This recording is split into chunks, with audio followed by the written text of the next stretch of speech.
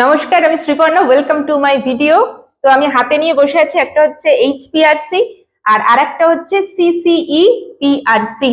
হ্যাঁ, সিসিই পেছনেও একটা পিআরসি আছে, PRC for progress report card. আর এইচপিআরসি মানে আমরা সবাই জানি হলিস্টিক প্রোগ্রেস রিপোর্ট কার্ড। আর সিসিই এর ফুল ফর্ম তো আমরা জানি যে continuous and comprehensive evaluation progress report card. তো দুটোই প্রোগ্রেস রিপোর্ট কার্ড, এর মধ্যে পার্থক্য কি আমরা কম বেশি সকলেই জানি, কিন্তু খুব ছোট্ট করে যদি বলতে হয়, এই ক্লাস 1 থেকে ক্লাস 8 অবধি এই যে একটা পাতা, একটা পৃষ্ঠা, এই একটা সিসিই কে আমি যদি প্রত্যেকটা ক্লাসের 1 থেকে 8 অবধি প্রত্যেকটা ক্লাসের এই সিসিইটাকে একসঙ্গে পরপর গুছিয়ে স্টেবল করে নিই আর একটু একটু কিছু জিনিস অ্যাড করে দিই, তাহলে এই যে ছোট্ট খাতার মতো বিষয়টা তৈরি হয়ে যায়, সেটাই হচ্ছে এইচপিআরসি। তো এই দুটোর মধ্যে যে বেসিক পার্থক্য সেটা হচ্ছে যে এর মধ্যে নর্মালি যেটা সেটা হচ্ছে যে একটা শ্রেণীর হয়, এটা আমরা সবাই জানি। যে যেমন এটা আমি যেটা হাতে নিয়ে রয়েছি, এটা হচ্ছে 1 এবং 2 এর জন্য বিষয়টা। আর এইরকম নীল রঙের যেটা, এটা বাদ বাকি যে ক্লাস 3, 4, 5 এর, এটা হাতে নিয়ে রয়েছি, যেটা এতদিন ছিল। এবং এই কার্ডে কোথাও শিশুর রক্তের গ্রুপ, উচ্চতা, সে CWSN ক্যান্ডিডেট কিনা, এসব তথ্য এখানে দেওয়ার মতো কোনো জায়গা নেই। কিন্তু এই এইচপিআরসি বা হলিস্টিক রিপোর্ট কার্ডের ভেতরে আমাদের প্রত্যেকটা ক্লাস যখন হয় তার প্রথমে একবার করে এটা ফিল করতে হয়, তো সেখানে কিন্তু এগুলো আছে, এটা একটা বিষয়। সেকেন্ড যেটা, সেটা হচ্ছে যে আমাদের সিসিইর মধ্যে আমরা এই ফর্মেটিভ, সামেটিভ এই দুটোকেই ভাগে দেখতাম।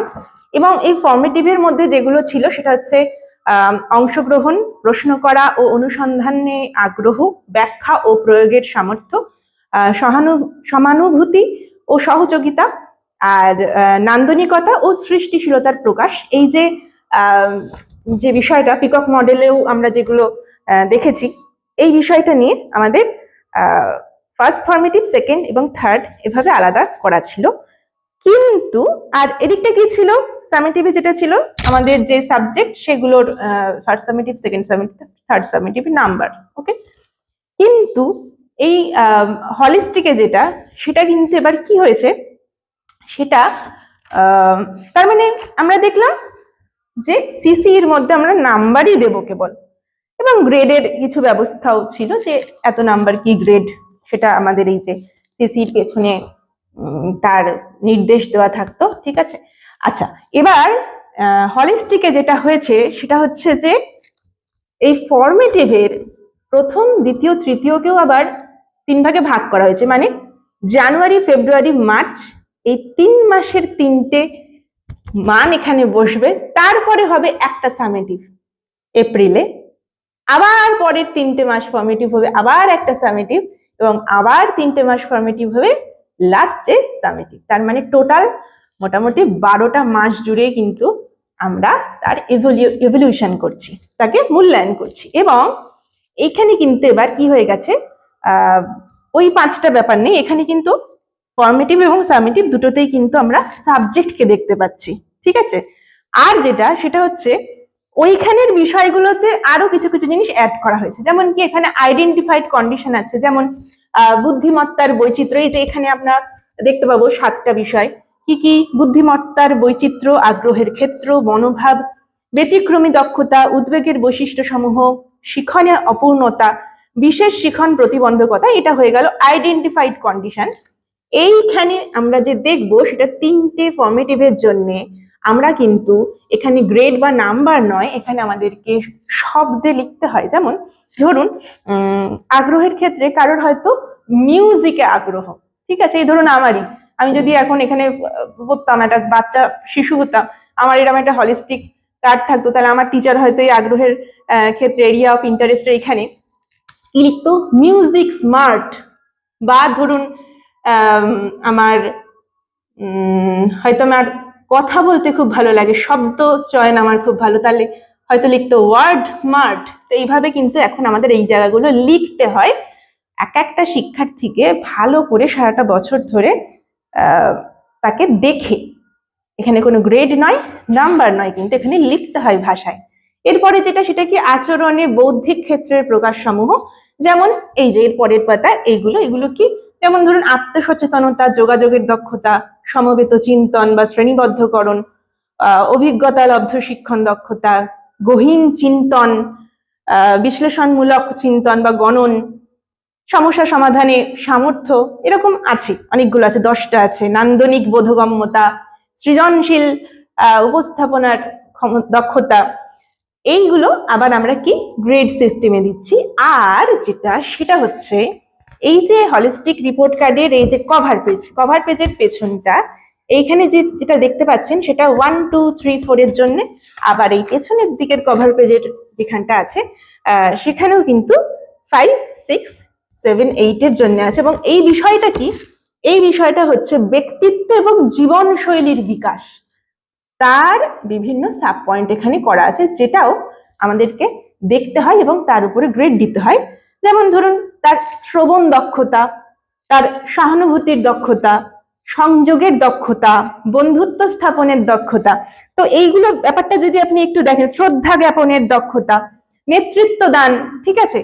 তো এই বিষয়টা যদি আমি একটু ভালো করে বুঝি, তাহলে আমরা দেখতে পাবো যে এই এখন যে HPRC ব্যাপারটা হয়েছে, সেখানে শুধু তার বিষয়ভিত্তিক জ্ঞানের দক্ষতার উপরই নয়, ফর্মেটিভ সাবমিটিভ তো হচ্ছে সেটা, কিন্তু সে নিজেকে বুঝতে শিখছে যে তার খামতিগুলো কোথায়, তার দক্ষতাগুলোই বা কোথায়, তার পিয়ার গ্রুপ সেটা বুঝছে, বন্ধুরা বান্ধবরা মিলে, তার অভিভাবক, আমরা সকলে মিলে কিন্তু তার একটা মূল্যায়ন করা হচ্ছে। আর সেটা কি, এই যে এই HPRCটা হওয়ার জন্য যেটা সুবিধা হয়েছে, সত্যি এটা একটা বিশাল সুবিধা, সেটা হচ্ছে এই বাচ্চাটি বা এই শিশুটি যখন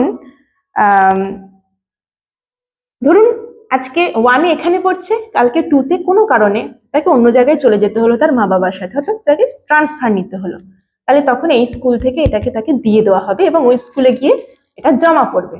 তাহলে এই 1-এ থাকাকালীন বাচ্চাটির কি গ্রাফ, বাচ্চাটির কোথায় কোথায় খামতি আছে, কোথায় ভালো কোথায় মন্দ, তাহলে বাচ্চাটিকে কোন জায়গা থেকে লক্ষ্যটা একটু বেশি দিতে হবে, তাহলে কিন্তু আমরা এই খাতাটা দেখলেই বুঝে যাব, এই চার্টটা দেখলেই বুঝে যাব।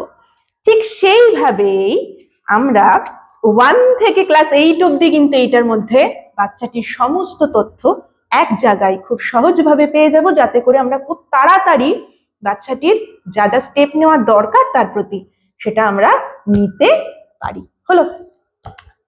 আর কি হতে পারে না, ক্লাস 4 বা 5 এরপরে তো হাই স্কুলে যেতেই হয়, তো হাই স্কুলে যাওয়ার পরে সেখানের টিচাররা ওই শিক্ষার্থীটিকে বুঝে তারপরে তার প্রতি কি কি স্টেপ নেওয়া হবে, এটা অনেকটা সময় সাপেক্ষ ব্যাপার। সেখানে এটা খুব হেল্পফুল যে সে টিচার একটু দেখে নিল যে আপ টু ক্লাস 5 অব্দি তার কি গ্রাফ, তার কি জায়গায় কি বিষয়টা আছে, তাহলে তাকে কি হলো, অনেক কম সময়ে সেই শিক্ষার্থীটির সম্পর্কে জানতে পেরে গেল। ওকে। আর এছাড়াও এখানে তো প্রত্যেকটা ক্লাসের শুরুতেই তার যে নিজস্ব ডিটেল, তার বিদ্যালয়ের নাম, সে কোথায় থাকে, তার ইউডাইস কোড কি স্কুলের, বা তার স্টুডেন্ট আইডি যে নাম্বার, সেই সবকিছু এর মধ্যে আছে। মোট কথা এটা তার একটা পোর্টফোলিও, তার একটা পুরো সমগ্র তার মানে জীবন কাহিনী বলা যায় শিশুটির এর মধ্যে রয়েছে, যেটা আমরা খুব সহজে অ্যাক্সেস করতে পারবো সেই শিশুটিকে এবং যথাযথ স্টেপ নিতে পারবো। তো এই ছিল CCE আর হচ্ছে আপনার HPRC। তো এই হচ্ছে ব্যাপারটা যেটা বললাম। কিছু বাদ চলে গেল কিনা জানি না। এটা এগুলো 2009 সাল থেকে যদি ভুল না করি CCE ব্যাপারটা হচ্ছে। আর হচ্ছে এই HPRC তো আমরা সবাই জানি যে NEP 2020 বেসিসে এটা হচ্ছে। ভালো, আমার মতে HPRC খুব ভালো একটা পদক্ষেপ, এবং এটা কিন্তু এই CCEর মতোই, খুব একটা আলাদা কিছু নেই, বরং CCA কে আরেকটু আপগ্রেড করা হয়েছে। এবং ওই যে বললাম অনেকগুলো 1 থেকে 8 অব্দি CCE গুলোকে যদি স্টেপল করে দেওয়া হয়, তাহলেই একটা HPRC তৈরি হয়ে গেছে। তো যাই হোক, আশা করি বিষয়টা বোঝা গেল, এবং জানি না কতটা হেল্প করতে পারলাম। যদি হেল্পফুল মনে হয় তাহলে চ্যানেলটিকে সাবস্ক্রাইব করে নেবেন, আর লাইক করতে ভুলবেন না, শেয়ার করতে ভুলবেন না, কমেন্ট সেকশন খোলা থাকলে কমেন্ট করতেও ভুলবেন না। থ্যাংক ইউ, ধন্যবাদ, অ্যান্ড অলওয়েজ বি পজিটিভ।